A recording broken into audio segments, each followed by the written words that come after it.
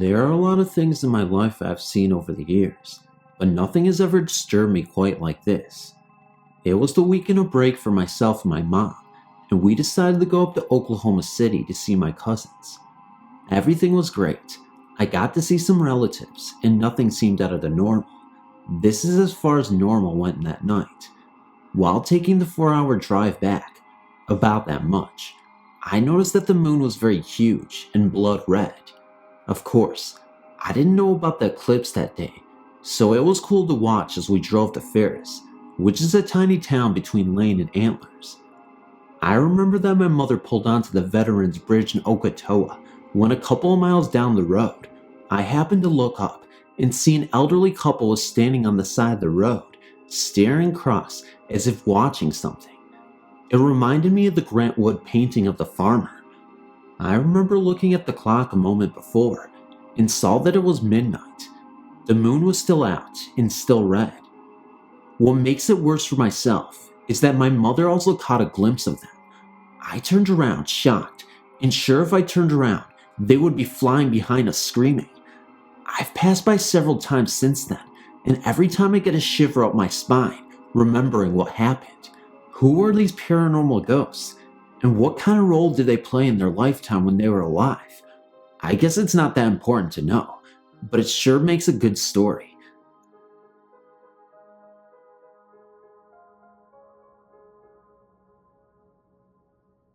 Hi, I do need to tell you, I've enjoyed the many experiences people have wrote about on here. Just thought I would send you all another of mine. Back in 1980, my mother, Chris, had been dating a trucker, Tom. I was so excited that I was going to get to ride in an 18-wheeler. He decided that he would let my mom and I ride with him to Beaumont, Texas.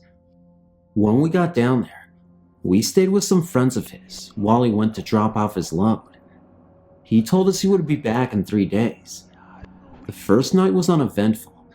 Then the second night came, and his friends all went out. Mom and I and one other girl stayed at the house.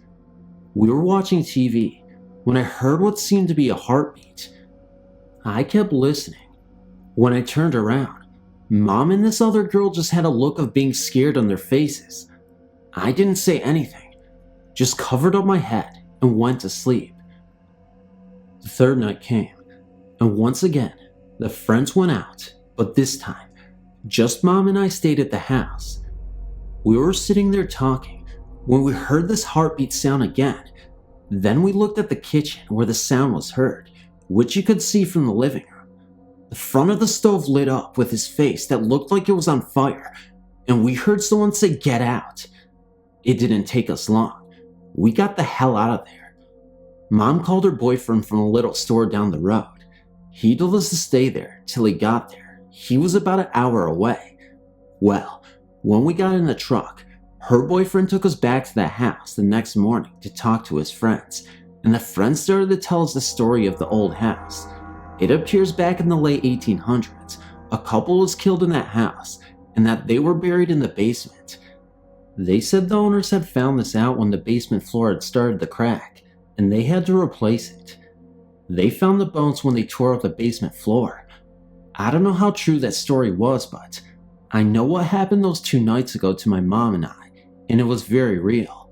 Thank you for listening to this long story, and sorry it was so long.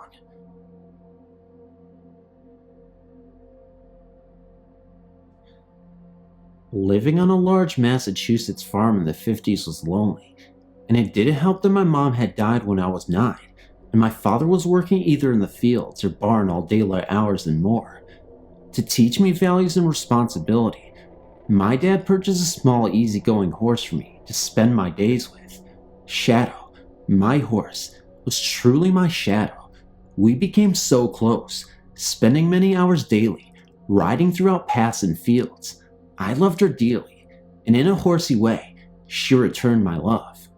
The land my dad's farm was on had many cellar holes, dating back to 200 years, and as an adult, I've studied much about local history in this area.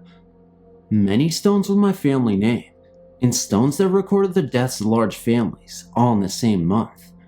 I found a grown-in path, deep in the woods, that my father had told me was once a busy road with many houses along it. But in the 1950s, there had been no traffic there for over 120 years. Now, I've told you my shadow was the most gentle horse. As we walked that narrow path for the first time, Shadow's head arched and her glossy skin rippled, as if she were cold. This was August. There was a sharp bend ahead, and the closer we got, the jumpier Shadow became, stepping sideways and then just refusing to move at all. I began to get jumpy myself. Just as the other side of the bend came into view, the gentle horse reared like a wild stallion, and I was thrown, landing with my head very close to a large rock. As all this was happening, there was a loud laughter resonating through the woods, with an even louder echo. At this point, hitting the ground, I think I kind of blacked out for a brief few seconds. What might have been a minute later, I became aware that I was lying on my back, facing Shadow's stomach over my head, with her back legs behind my head. This wonderful beast was covered in a white lather and was breathing very, very hard. But even in that second, I knew that she had saved me from something most terrible. I grabbed her reins and slowly got up on my feet. I tried to calm her and stop the spin in my head while I looked around me in confusion. There was dirt kicked up in a complete circle around me. There were many tracks mixing with crushed leaves and ferns in this circle. I was in tears at this point, hugging Shadow. Despite her sweat, I could see something otherworldly had definitely happened. There were other tracks mixed along the horse's hoof marks. I know it was over 50 years ago, but in my mind, as clear as yesterday, claws and tiny hoof prints and claws in the circle again and again. Hoof prints looked like a baby deer, but only two, like it was hopping. Well, Shadow and I walked home slowly, and before long, her head dragged low and she started to limp. I was a little better, and still dizzy. Until now. I never told anyone about this event. My dad would never have believed me, and he was too grief-stricken and depressed at that time from my mom's death to hear much of anything I said. I remain convinced that Shadow saved my life that day in those dark woods, but still wonder what kind of an animal can laugh and walk with claws in front and tiny deer hooves in the back. Do you think it's still there? Back in the late 70s, I took the same route home I'd done for many years. I'd been visiting my grandparents in Gallatin, Tennessee. I was traveling on Old Highway 41, which runs from Springfield, Tennessee to Guthrie, Kentucky. It goes through Adams, Tennessee, which is well known for the Bell Witch. At this point in my life, the rumors of the witch weren't as well pronounced as it is today. It was dark by the time it got to Adams, so there weren't any folks out, and about so, when I saw a little girl standing alongside the road, I was shocked. After passing her, I recalled to myself that she was pale and all dressed in green. I could even remember the type of shoes she was wearing, high tops with buttons down the side. For many years, my grandfather was in the shoe repair business, and he had some like it in his store window for shoe. Her dress was ruffled with lace, and she wore a bonnet that was also green. The girl was pale in the face, and she did not smile. She just stood there. I got an eerie feeling about her. Later in years, my sister and I were reading The Bell Witch of Adams, a children's book we had gotten at the library.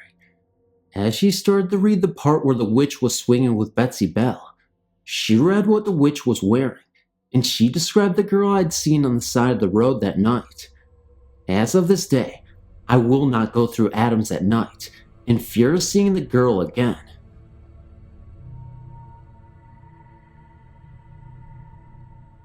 This story was told to me by my mom and dad, and they swear to this day that this is 100% authentic and real.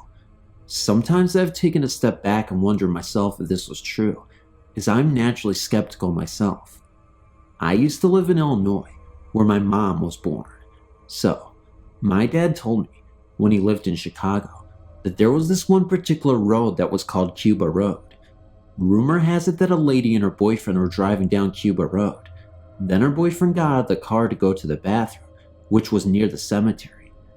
She noticed that he was taking a really long time, and as she was waiting for him to get done, she kept hearing long wailing noises coming from the direction of the cemetery. She couldn't identify the source of the sound, wondered if it was her boyfriend who was in trouble, and proceeded to check on him. She went outside to look, to discover her boyfriend hanging on a rope by a tree with his neck split open. He was dead, and there was no explanation if it was his own doing or not. My mom and dad went there one night with their friends, driving through Cuba Road. They had a flat tire, so proceeded to stop the car momentarily to address the situation, and since there was a spare tire they could use, they immediately went to work to replace the flat. All of a sudden, my mom and her friends heard the wailing described in the rumored story, coming from the direction of the cemetery. Needless to say, they wasted no time trying to fix the flat, and drove off back home in sheer terror.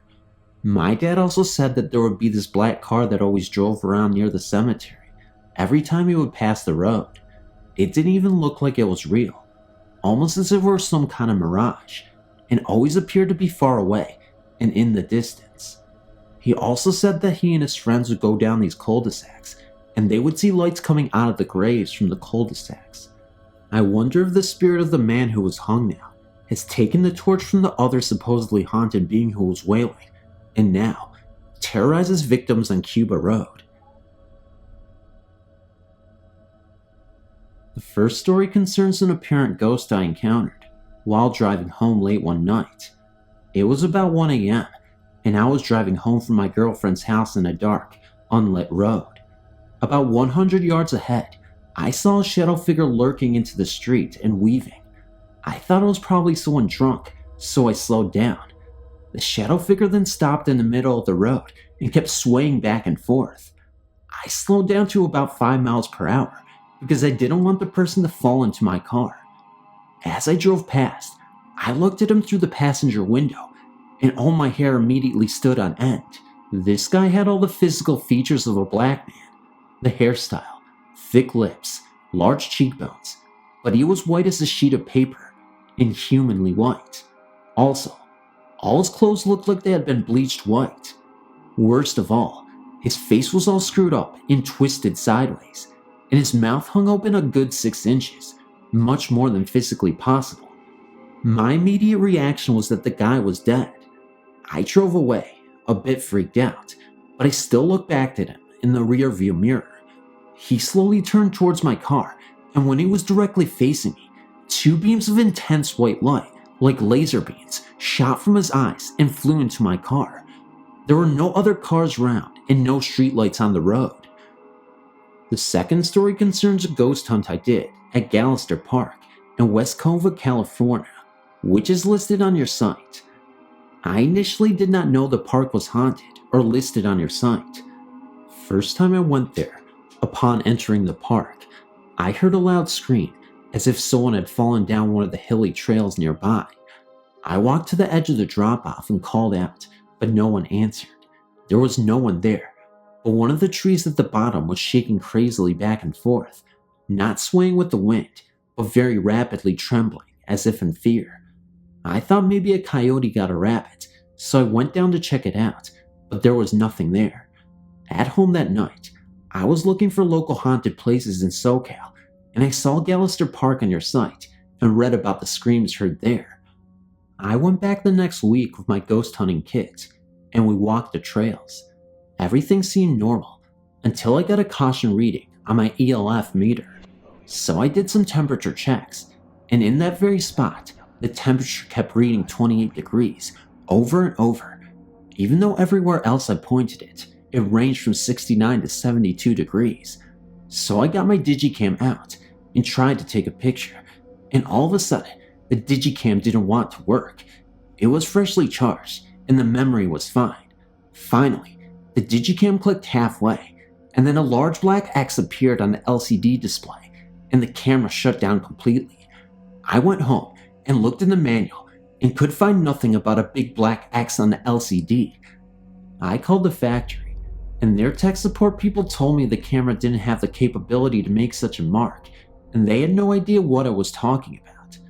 The next day, the camera started working again, I looked to see if there was anything in the one picture I thought I managed to take, and there were a bunch of strange swirls and orbs in that picture.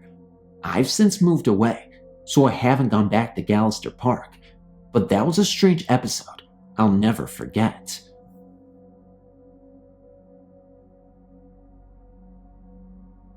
Right out of high school, I graduated in 1997.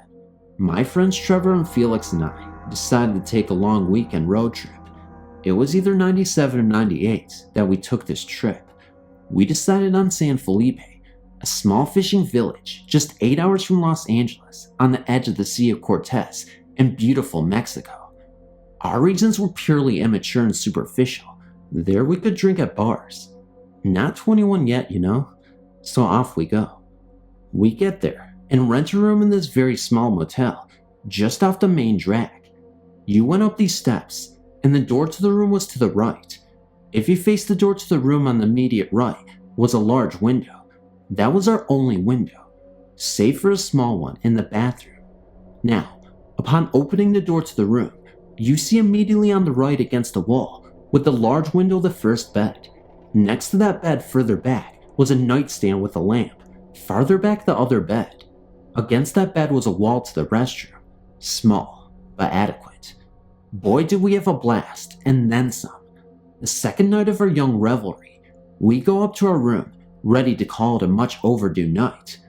Well, rip-roaring Felix was not having it. He still had more party in him. Against our better wishes, and utilizing Trev's and my exhaustion, he got his way. Off he went into the remaining night, like a real trooper. I'd called the bed by the front wall with the window when we had first checked in, so I plopped myself on that. Trevor plopped himself on the one by the bathroom he was supposed to share with Felix. Well, that hadn't worked out as planned, and we banished him to the sofa bed in front of the restroom on the count of his horrendous snoring. So there we lay.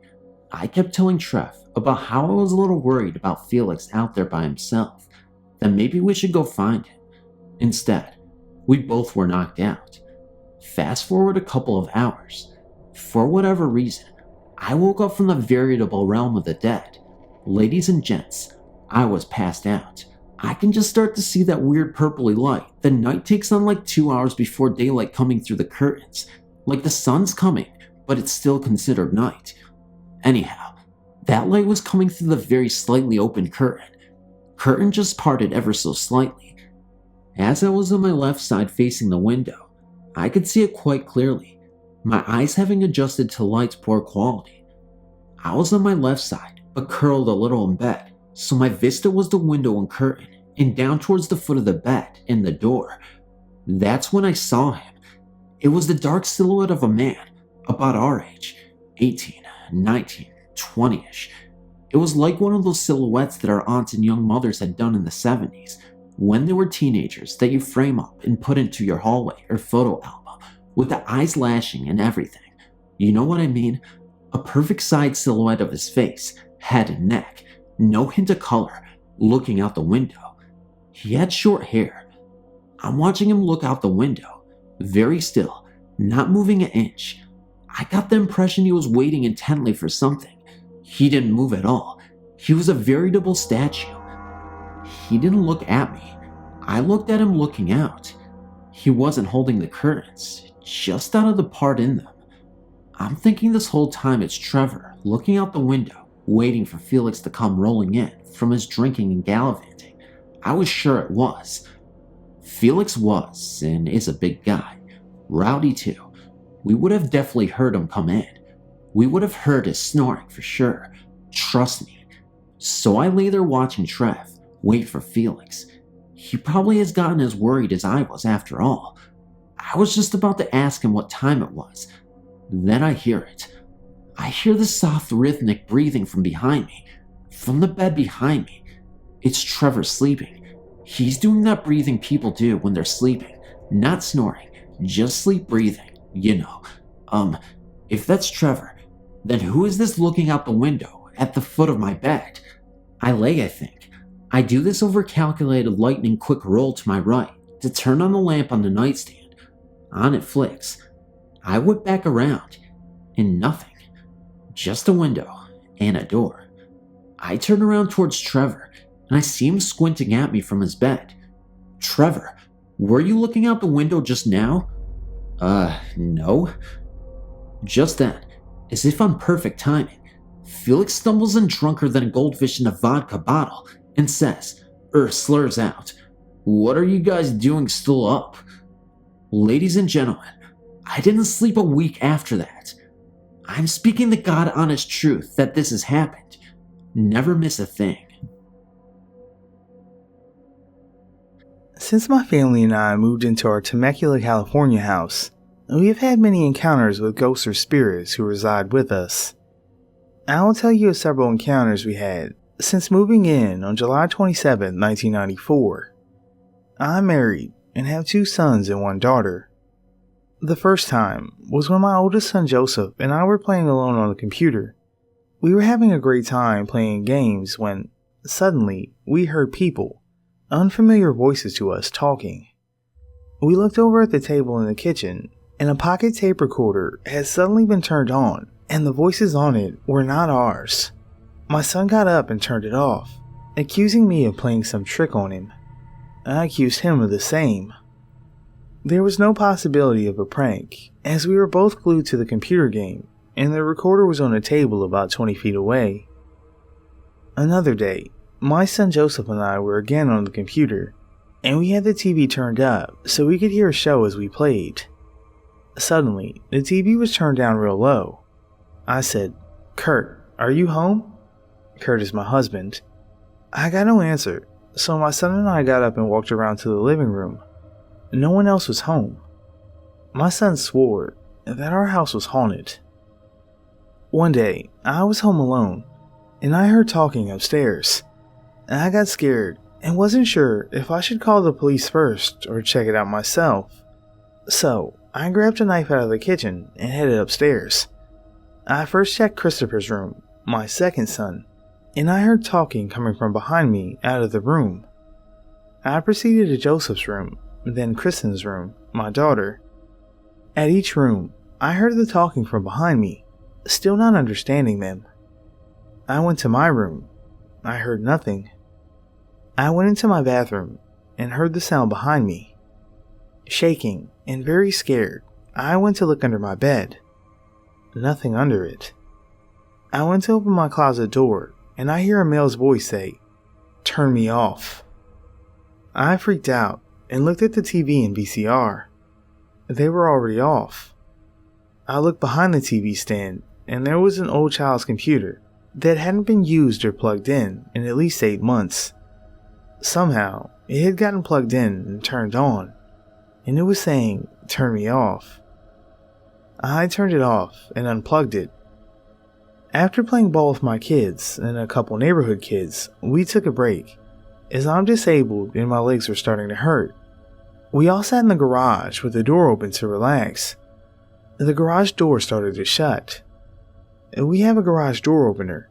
We all looked over to see who was shutting it, and the button was pressed in with no one around it. I felt airy as I pressed the button that was already pressed in.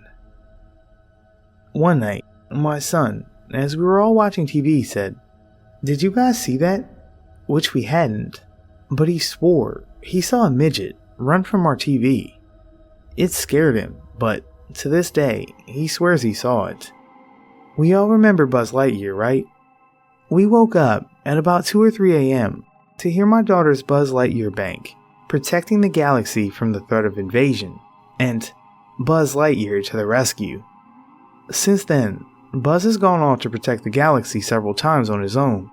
It sounds funny, I know, but nevertheless, I feel that one of the spirits in my home is that of a child. Throughout these years, I have heard footsteps running up and down the hall, seen shadows. I was on the phone with my sister and said, "Hold on, I just saw something." Again, I felt floaty, as she was on the other end saying, "You're crazy." I felt that presence right with me. My children and I have heard doors open and shut, doors shake. The phone rings often with no one on the other end. I've gotten taps put on my phone, and star 69 showed that they could not get a number. Surprisingly, I received no other calls until the day after the phone tap was taken off. I had them put it on again, and I had no phone calls until it was taken off.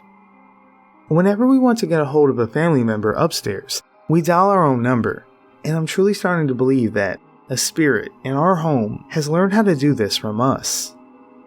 My scariest experience on September 3rd, 1998. My husband and I were home, and I was studying college algebra, and I kept hearing screaming. It was really bothering me, and I asked my husband, "Who is screaming?" He said, "I don't hear it." I said, "Someone keeps screaming, and I can't concentrate." I didn't know if it was at the school behind us, or a neighborhood person, or what. A while later, my daughter came home from school and said, "Mom, there's noises coming from upstairs." So I went up to go into my room. She said, "No, Mom, in Chris's room." So I went into Chris's room and I went to the closet. She followed me and said, "No, Mom, it's this," and pointed to part of a kickboxing toy. The boxer wasn't with it or anything, it was just one piece. I said to her, "Honey, this doesn't go off on its own," and went to grab it. It screamed right before I picked it up. I told my daughter someone is trying to contact me. I took the toy down and showed my husband and said, "Kurt, this is what was screaming all day that bothered me. Someone's trying to contact me."